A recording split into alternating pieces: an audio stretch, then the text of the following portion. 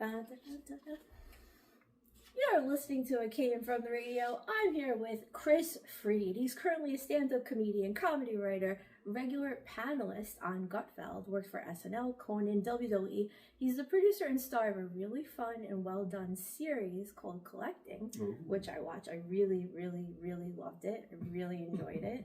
I got a few laughs. I don't usually laugh at a lot of stuff. Just a few, Yeah, well, I don't usually laugh at a lot of things. I laugh at, like, real-life things. You know, like maybe something happens right now, I'll laugh. He's got a master in psychology from Harvard, is that right? It is true. He was close to being in the FBI, and he acted in the Bad Bunny movie, which I was in, and that's how we met. And it's now getting... he murdered me. I murdered you. He threw me in the leaves, or I jumped in the leaves, I'm not sure. Yeah. Out of a car first. Oh, yeah, we had a big... We'll get to that. We'll get to that. We have a more intro. What else did he do? Oh, that's it. Yeah, so Bad Bunny's getting a lot of press. It was mentioned in horrornews.net. And, well, we can't learn what we think we already know. So I might have been killed by him in the Bad Bunny movie, but I don't know him well, and I'm not going to pretend to. So let's learn about Kris Fried. You covered pretty much everything. I think you know me. All right, so get out of here. Yeah. We're done. I'll head out. Mic drop. All right, so Bad Bunny. Now, you acted in this gigantic Bad Bunny costume. You must have been like 7.5 feet tall. Well, it was very hot. That's really more important than, the ears or anything. But it was like 80 degrees I think at the time. Whatever it was like whatever summer. And I remember just being like, they wanted me to like growl more and make noises, and I was like, I can't. I'm gonna pass out. Like I can't use my voice and wind in my lungs. I have to just do the actions, and then like take my head off and breathe for a while. So there was a lot of that, but yeah, that's when we met for like 90 seconds when you had took your hat off. Oh yeah, ours was at night, so it was slightly better temperature, but I walked out of the inn and I see this bunny head like on the floor, and then I see you standing there. I'm like, oh, okay, I guess that's the guy playing the bunny. Yeah. So wait, so did Chuck Marangella is a character. Dude, he's like, you gotta growl more, right? Yeah. He's probably barking at you, right? Well, he would have been the bunny, I think, but the suit, like he wanted whatever to fit in the suit. So I think he probably really wanted to do that and crawl around and be weird and growl and do all that stuff. Huh. But since I was doing it, or they had to get someone to fit the suit and all that, he was doing a lot of the noises and shit that he wanted me to do. Yes. And I was like, I will die though if I. And then also the suit was like very, very tight, and like, like if I did pass out, there was no way that anyone could get in there and rip the suit. You'd have to get a knife, but anyway. And that suit, it would have been a trip to the hospital for sure. But you didn't go to the hospital, right? I did not. Did you overheat any times? Not to where I was actually harmed, no. Did you have trouble peeing? Did you not drink water? Yeah, luckily I'm pretty good at holding my bladder, because there was not a lot of bathroom breaks throughout. Because taking it on and off was a long process. It's just really funny. You have to see this bunny suit, because it's a lot of people is, it's so scary, but to me it's absolutely hilarious. Now I got 2 stories. I don't know if I'm supposed to be saying this, but I was told by one party it was $90,000, and then I was told by a different party that it was made by Carolina. So the reason why I brought this up is not to out anyone, although I do like knowing the truth, even if people don't want the truth out. I was asked how to obtain this bunny suit, because a co-producer of mine wants to make animal costumes, and he wants a straight answer, and I can't get the straight answer. I do know when I went for the first meeting of the suit, he did call someone that he was asking questions about. It was, an artist guy who designed the look of it and all that. So I don't know exactly the behind the scene, but I do know there was others involved.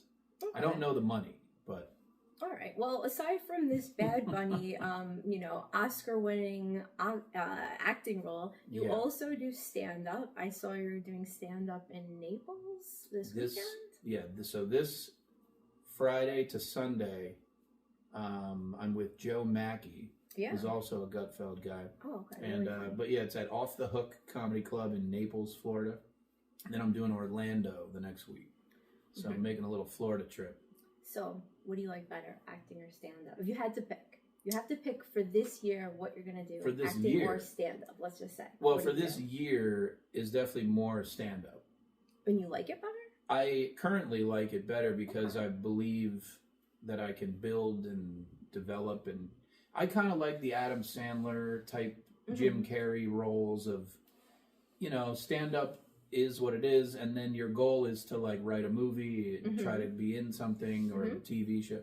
So I would enjoy in the future more acting if it was an actual, you know, money career that made sense.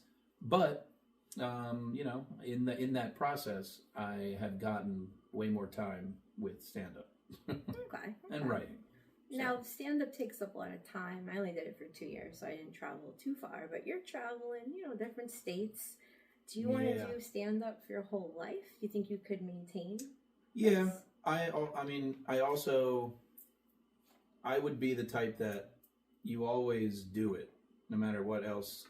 Like if I just happened to get very successful and got to make a movie or whatever, that'd be great. But I would always make sure that I don't lose the, you know, you don't want to get to the point where you haven't done it in a year and then you have to kind of get comfortable. And so, but everyone, like Sandler did that for 2 decades. He didn't do stand-up. Oh, wow. And then he finally came back with that Netflix special. It was really good and cool. So yeah, I want to be the one that you keep it going, and you always have new stuff you're working on or whatever. So yeah, I've taken a 2-year break, but I do plan to go back because my attitude is generally I want to spend a lot of time with my parents. Yeah, they're both 73, and I figure when my parents are dead, I'm an only child. Then I'll want to talk to the public, and I'll go back to doing stand-up. But right now, you know, I got my priorities straight. I was in a situation where when I came back from LA, I was living at my parents for a while again. So I pretty much got a lot of my parental time back in. And they're old. My dad just turned 87. Oh, wow. Oh, my God. And my mom is 75.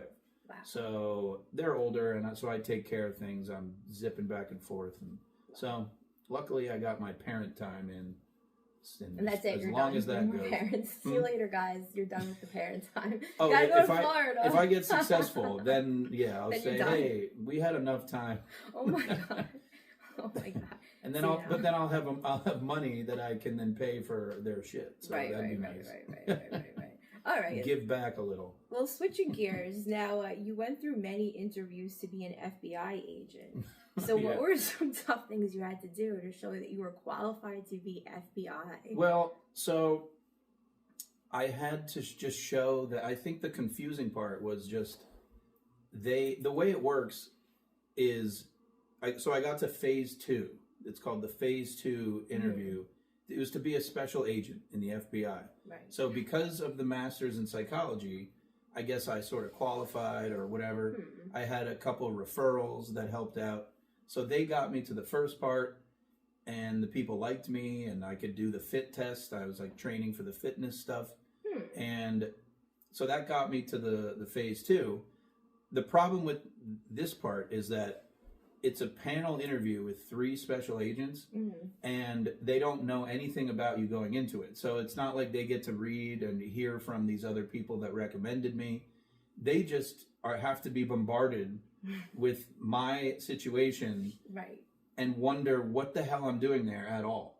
So, and the way it works is that they give you like 13 questions, and it's a whole thing where every question is basically, you know, tell us about a time where blank. And it's like something life or death or something crazy. And then you have to say like how you handled it, what you did, and what the outcome was. So they're used to everyone else being like a cop or a military person or whatever. And you've never been. So all my stories are like, I had some stories that were, you know, working within psychology and stuff. But for the most part, I had to slip in. They don't know like where you went to school. They don't know anything. So I have to, you try to name drop things that are good, and like Harvard and whatever, you know, like shows I was on and stuff. But then once I get into the comedy world, I have to then explain, like, why are you interested in it? Like, what are you doing? Like, what, you know? Right. So all my stories are involved, like, oh yeah, there was, I don't know, like a drunk guy doing cocaine in the bathroom at the Improv, and I'm like, everyone's like, what the fuck is that? You mentioned that? No, but it was something similar. I don't know, like that's what I was gonna say. Because it's about like mediation skills and different things like that. So my thing, you could tell in their eyes that they just kind of kept looking at each other, like, all right, yeah, we're probably not going to go with this guy, but you know, so. Whatever. I never got to go to Quantico, but it was good experience. Are you sad that you're not an FBI agent and then you're here in my living room right now? It would have been a fun thing just to see how far I could get. Yeah. Or like, because at the time also, the entertainment stuff wasn't like, you know, I was kind of looking for the next big thing, or like paid payday or an ongoing job or whatever. So I was like, listen, if this keeps going, that's kind of cool. Maybe I could be like undercover. That would be fun. And like infiltrate, you know, comedy perverts clubs in LA or something. You could be undercover at comedy clubs, like outing all the comedians. They'll send me to cocaine. Epstein's Island and like spy on people. I don't know. So it could have been cool, but then it didn't go. So then I went, well, I guess you know, I'll just do Gutfeld and Gutfeld, keep FBI. this going. Yeah, that's a big reason why I don't do stand-up, actually. It's a lot of cokeheads. I've never met so many cokeheads in my life. Training, like personal training, they're the biggest potheads. Lots of marijuana. Still love it. I got some right here. It's great. No. But yeah, crazy coke addicts and alcoholics. I can't do almost anything. I freak out. I mean, I can drink pretty well. Right. Cocaine, I've never dabbled. That's good. I think I would freak out. Okay. Weed, I've tried a few times, like within relationships where they're into it. So then I say like, oh, okay, we'll just chill, and I cannot. My anxiety freaks out. I don't know what to. I even microdosed like mushrooms one time because this girl was she was like festival chick. Oh, okay. And I gave it a try, and my body is tingling. I can't like walk. It just was not fun. So. Well, maybe you have a lot of like issues to resolve, and that's what it is. Because I take edibles all the time, and it forces me to come face to face with things I did in the day, and sometimes it's scary. But you know what? It's good though because I'm constantly reflecting. But that's my excuse for doing drugs. All right, next topic. So no, Bad Bunny. You're the Bad Bunny movie. Back to that. What are some bad things you did on or off camera while shooting this movie? On camera or off? I don't know. Just probably not acting well. However they. You don't really have to act. Off... You're just going like this. I mean, what are you doing? There was a lot of yelling direction. That I'm I sure. was not putting in enough something. Oh, really? The jaw movements and stuff, like you had to move your jaw. Yeah, because it's hooked onto your. So like when the bunny's teeth can go up and down and stuff. So I had to make sure I was like putting that in. Anyway, okay. Off, I will say, well, this isn't bad, but it's like personal. Okay. Because I was dating actually the mushroom girl at the time. Oh. And the mushroom girl. So since I was away for a few days, I thought it'd be funny because this whole thing was funny that I'm even in this stupid outfit. It's hilarious. And anyway, so I thought it'd be funny if I sent her a particular wiener photo as the bunny. Into a mirror in the one cabin that we were in there. That's creative. So, I mean, you know, I wasn't like a pervert. There wasn't like crew around or anything. Right. But I was on my personal time. And I do have one photo on my phone as me as a bunny with wiener out. Wow. And it was well received. Yeah. I mean, she was fun. Like she, you know, we weren't like jerking off or anything crazy. It was to be silly and funny. Right. But yeah, she thought it was amusing. Now, this Bad Bunny, could he ever be good Bunny? Is there a way to reform him? Because he was very violent. Sequel? He was eating people. I think it ripped me apart. Did he eat me or just murdered me? I don't know. He ate some of you, for sure. Yeah, I don't know. He probably like your neck, I think. I don't know. He slashed your face. And but I don't know if he slashed me and just ran away for fun or if he slashed me for food. Most of it is just for his own anger, I think. All right. So he really wasn't looking for sustenance. He was just annoyed and bothered by most people, and wants to kill. It's because he's territorial. Why was he so mad? because he grew up with a bad upbringing. I don't know if he's I actually didn't see the movie. His owner / guy who birthed him, or whatever the hell happened, he was not the most mentally stable, and hurt people. Yes. And the bunny, yes, didn't know how to process that. So he's very territorial. Oh, okay. He wants attention, all the attention from his owner, dad, fat man. So it was a tension problem? He didn't get enough attention at home, and then he's acting out. Bad bunny? He's acting out. He wants to show his home that he's the one that decides. He's security for his father. Gotcha. We could have just peed or defecated all over the place like dogs do instead of actually murdering. Well, because he people. was beaten, I think, growing up. That's why. Yeah. So he lashes out physically. Yes. Not like a serial killer. He's more just straight up doesn't care if he gets caught and goes to jail, because he doesn't really know what jail is. So maybe they'll find out in Bad Bunny too. It's true. Bad Bunny goes to jail. That is true, and I don't want to spoil the ending, but it is possible for a sequel. Is it? Yeah. Did he die? Did you not watch? No, I didn't. The full I'm thing? in like 7 movies I didn't watch. Listen, I'm about making movies, not watching. Well, that's movies true. I was in the it. ending, so I guess I. All right, so maybe I'll watch it now that we've met. Yeah. I usually research people. I usually interview people, and then I decide if I want to watch, maybe I'll do a movie and then I won't ever watch it, which is becoming a trend. But I do have some tips for Bad Bunny. I feel like he could walk to lower the cortisol, to get some anger out. Walking's really good if you're angry. Is it? Yes, it helps to just level you out if you walk for more than. I should look into that. What about just going to the gym and getting a workout? What if you're not actually walking? You're just. Here's the deal. Let's say you're really, really revved up and you have to burn yourself out. Then you want to do, and this is according to the book Natural Prozac, and I think it's true. I read this 20 years ago.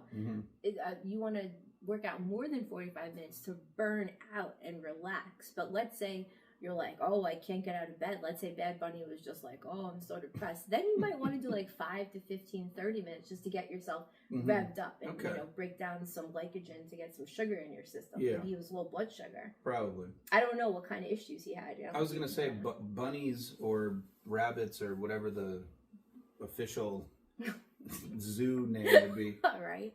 Maybe they have a different, a different makeup. Although he's part human though too. So. Yeah, he's transhuman. So. Shout out Jeffrey Epstein. He would like that. he funded a lot of the transhuman experiments. Oh yeah, that's I guess. Yeah. I heard about that. You think he's alive? Who, Epstein? Yeah. I don't think he's alive, but no. I think I have no idea what I don't think you're ever going to know really anything. But if I had to bet, I'd say dead. I don't know how. Well, maybe that's a cover-up because you are close to the FBI, or maybe he's a really good actor and you really don't know. So moving on now. We're almost at the end of this interview. Now, once upon a time when you were a kid, which is very hard to imagine because you have gray hair now, but, once upon a time, Kris Fried was a child. So what advice would you give to your younger teenage self? Teenage self? Yeah. We'll go back to the weed thing. Yeah. Because I would say, because when I was younger, I was very against that. Not for legal reasons or whatever. I didn't like that. My friends and I we were funny and we would get attention being the funny guys and whatever. And I didn't like that now when you're older at a party, people that weren't funny and were didn't have personalities or anything, they would get high and all of a sudden be popular now because you're just doing a fake thing. So I was like, well, I don't even have to do that to be so I would say that I would like to acclimate myself to being okay with experimenting in that way earlier, a little bit. I don't want to be a big pothead or a cokehead or anything. Right. I'm just saying that my advice would be, I think I would have done socially better in the professional world in my 20s if I had not been so stubborn on the weed world. Well, I'll give you an alternate perspective. I was kind of again, I just didn't understand. It's oh, it hurts your throat. Why would you drink alcohol? It tastes bad. But then I went to college in my first year. I was like, oh, this is really fun. And I would say I smoked so much weed and was high too much because, things just didn't get done. I almost failed out of American University. I could have graduated in 3.5 years. I graduated in 5. Mm-hmm. I didn't go to my finals, #weed. So that would be a reason not. Wow, yeah. Yeah, I was like, what? Well, see, that's what I mean. That's why I'm not saying I want to be like a pothead in college. No. I'm just saying I wish I would have mentally been a little more prepared to acclimate to just accepting a normal level of it, I guess. Yeah, that makes sense. I could have been like that in high school. I was very much like for a while, so. And I guess the final thought would be me throwing it back to you to close out the interview and tell everyone where to find you and anything that's on your heart right now you'd like to share to the public. I mean, I guess I don't really. I think everyone should just my thought would just be with all that's going on I think people should stop giving a shit too much on things. Stop. I would say lessen your amount of social media time by 80%. That's what I would say. Stop scrolling and driving yourself insane. Yeah. On whatever you're passionate about. It's beautiful that you're passionate, but keep it to a non-criminal level. Yeah. And going out to do dumb shit for no reason. Lower your passion. But I guess if you're not on social media at all, and maybe you're doing a movie with me, maybe you don't go on social media more than once a month, you have to promote the movie, then I would say please go on social media I would say go on and only follow us. There you go. Only follow our things, which gets me to my plug. Yes. It is Kris with a K. .Fried, spelled like fried, on everything. So, Kris.Fried, Instagram, Kris Fried on all the other things. Collecting, you can look up on YouTube. Mm-hmm. I have 3 full episodes out now. They're it's really fun. 25-ish minutes each. Yeah, watch it. And hopefully more in the future sometime. Co-sign, watch it. Albums on Spotify. Mm-hmm. And then check out Gutfeld every now and then when I'm on. And tour dates whenever. Tour dates whenever. Well, thank you for being on It Came From the Radio. And now back to the studio for more with Mark Torres.